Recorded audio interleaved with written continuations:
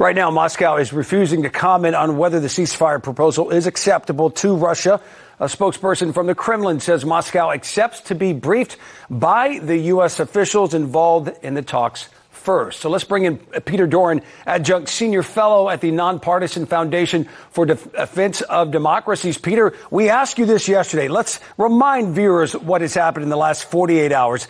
Before those peace talks yesterday, which we had you on, by the way, Ukraine sent out 337 drones and missiles on parts of Russia. The peace discussions took place. They made the big announcement, and then Russia attacks Ukraine after those peace talks. We asked you this yesterday. In fact, I even said, I don't think Russia's just going to sit around and go, okay, well, there are peace talks in Saudi Arabia, but they just attacked us with more. So after those talks, Russia attacks again. Was that the answer that U.S. officials were looking for? Was that the yes or no?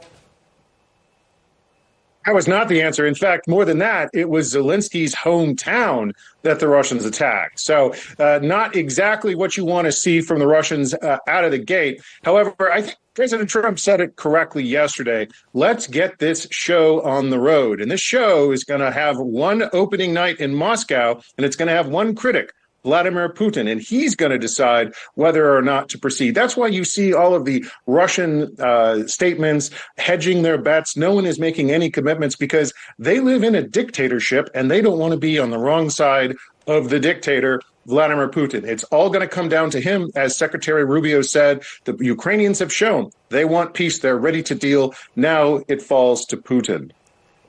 While the parties say this is a step toward peace, is there a concern ceasefire just gives Russia more time to reload troops? Because right now they're hurting. They're losing troops, in fact.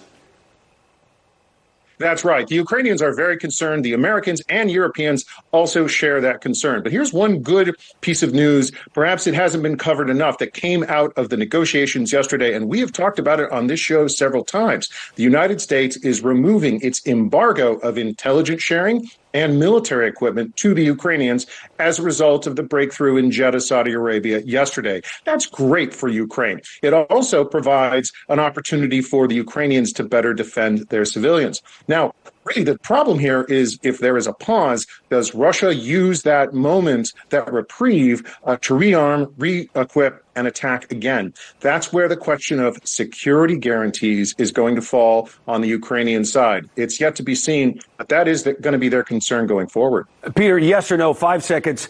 If there's nothing official right now with Russia on this truce, does Ukraine continue to defend itself? Absolutely. In fact, I don't see any change in the fighting until we have a clear statement from Russia and we get both sides to the table. All right, Peter Doran, thank you so much for joining us. We appreciate your insight, as always, as this story develops. Fanchit?